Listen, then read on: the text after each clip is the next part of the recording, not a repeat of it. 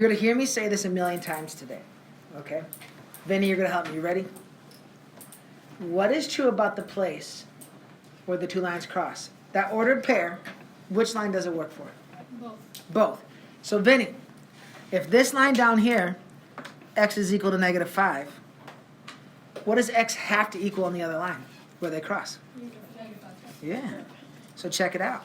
That means that -5 plus 2y has to equal 8. Here's what I want you to notice, everybody.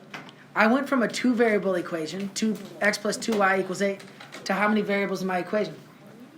1. And what's awesome about having one variable? You only have to. I can solve for that one variable now. I did that with the last equation. So y is 13 halves. Now you might get right here and you'd be like, winner, winner, chicken dinner, I'm done. But the answers to systems are ordered pairs. So they cross at -5, 13 halves. That is the answer to this system.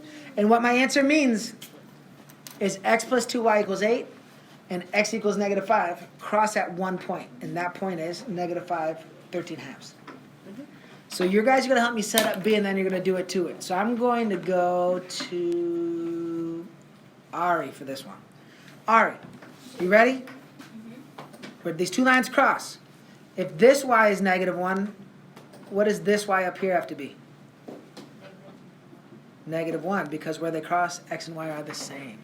So let's see what you can get with that. Are you guys seeing how I'm using concept to make procedure? Just plug it in. Yeah. Let's take a look at what's going on. So if this other y has to be a -1, notice how many variables are in my equation now? Solo uno, just one, okay? So if -14 is -7x, that means my x has to be 2. And you might be like, 2, done. No, we're not done. Because the place where two things cross has to be an ordered pair. So point 2, -1 is the one and only point that is on both of those lines. Okay, I'm going to challenge you and your partner. C. There are two ways we could go about C. I want to see what you do. Okay. So check this out. I've got a preferred way, but I have seen two ways. I have seen some people say if x and y are the same, if this 3x is 8, this 3x is 8. Yeah. Which would mean 8 plus y equals 15. That's what I did. Okay, but I saw something else. I also saw people say if 3x is 8, then x has to equal 8/3. And then they took the 8/3 and substituted it in for just the x. Either way, our answer is 8/3, 7. Because if we do 3 times 8/3, we get 8. All right? Don't do 2.6. 2.6 is not 8/3. Or 2 2/3 also works. 2 2/3 also works. Just use 8/3 or 2 1/3. 2 2/3. 2 2/3, yeah. So, just out of curiosity, I went around and saw both. But who did they got the 8/3 and then plugged it in? I saw a couple.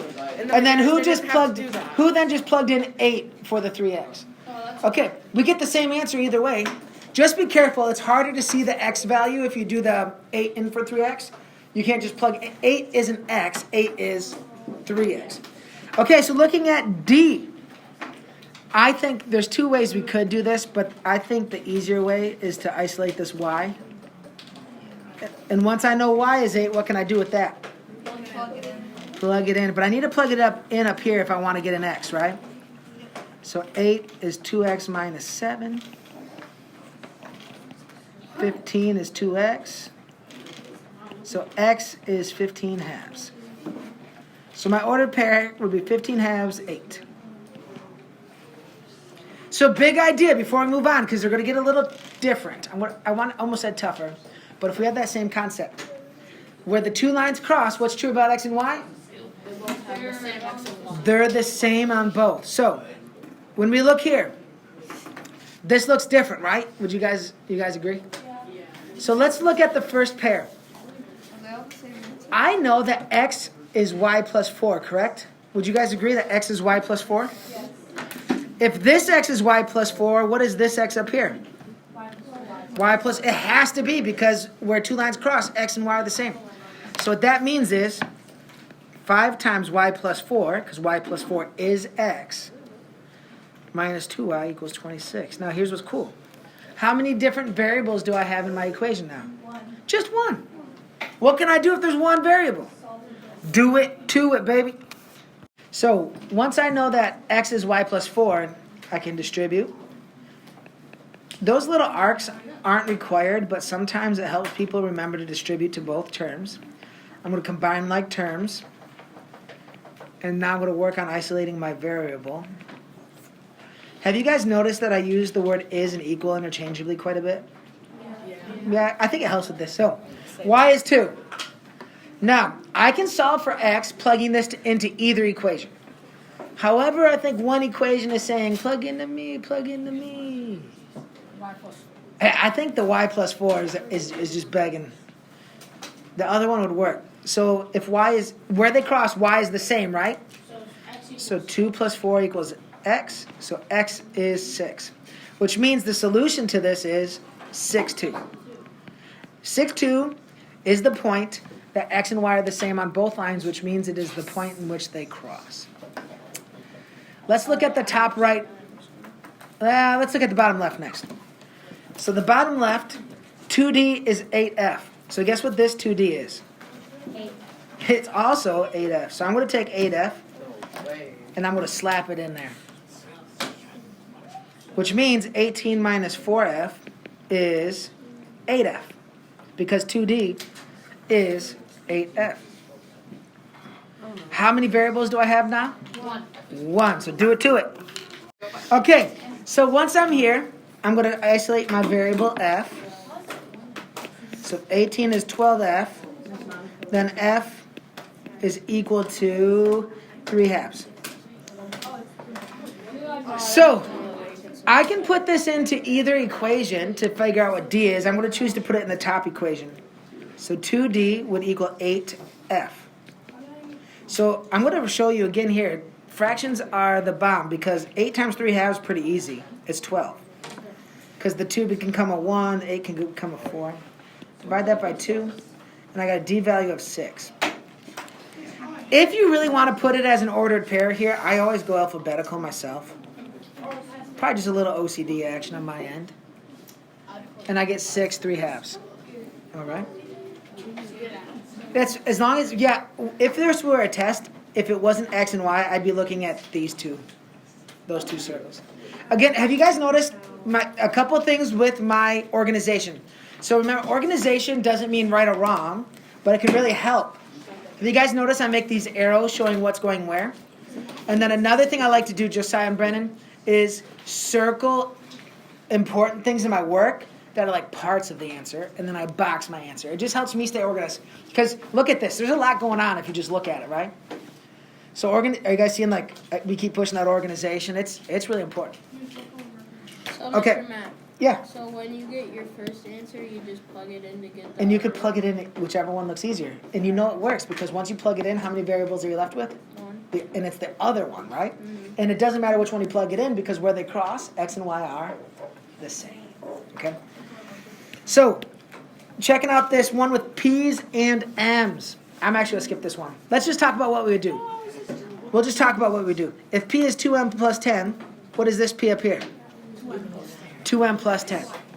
Okay, let's look down here. If Z is 3W minus 2, what is this Z up here? 3W minus 2. 3W minus 10. We'll do my work. So that means that W plus 1/7 times 3W minus 2 has to equal 4. All I did was say Z is Z, essentially. All I did was say Z is Z. So the next thing I'm going to do is distribute here. And I'm going to walk you through 2 ways we can go about this one. 3/7 W minus 2/7 equals 4. So we are going to combine. So I'm going to show 2 ways. Let's do way 1 over here. And then way 2 over here. So way 1 would just be straight up do this. And I'd get 1 3/7, which is the improper fraction is going to be easier to work with. So that'd be 10/7. 10/7 W minus 2/7 equals 4. Then I can add 2/7 to both sides and get 10/7 W equals 29/7. Okay? Is that right? It's 28, 29, 37. It's not 29/7, it's 37. Okay. Then I'm going to multiply both sides by the reciprocal, 7/10. And here's why the fraction's not too big of a deal. Look what 7s cancel, 1, I get a 3 for W. After all that, I get 3. Right? So your fraction work is actually not too crazy there. Once I know that W is 3, what can I do with it? Yeah, and I'd slap it in right there. That's the spot. 3 times 3 minus 2? 7. Okay. Here's something that we can do different. Once we are right here, once we're at that 10/7 W minus 2/7 equals 4, look what I can do. Don't have to, but I could. I could multiply everything by 7. If I do it to one side and do it to the other side, I get an equivalent equation, correct? If I multiply everything by 7, I get 10W minus 2 equals 28. It gets rid of the fraction if you really want to get rid of the fraction, right? So just an option, or you could just rock up. 10/7 was 10. Where are we at here? Up here. Right here's 10/7. 1 plus 3/7 is 10/7. 1 is 7/7, right? 1 plus 3/7 is 7/7. Sorry, 10/7. So all I did second way here, Ivy, was I combined my like terms. Did everybody go with the 10/7 W now? That's just 1 plus 3/7. Then I multiplied everything, both sides by 7, and that got rid of my fraction. So just an option. So check it out. If I do it to it, 10W is 30, W is 3. Yeah, but check that out. Did it change my answer? No, because I used my same principles of algebra to make equivalent equations where if I do it to one side, I do it to the other. Just an option. I'm really comfortable with fractions. I'd probably go left there. But if you wanted to eliminate the fraction because you have that like denominator, you can multiply everything by 7 and get rid of it. Just like a trick. Not like a thing you'd have to do, right? Maybe nice to have the flexibility, though. Big idea I'm going to leave you with. Where two lines cross, X and Y are the same. Concept makes our procedure. All right?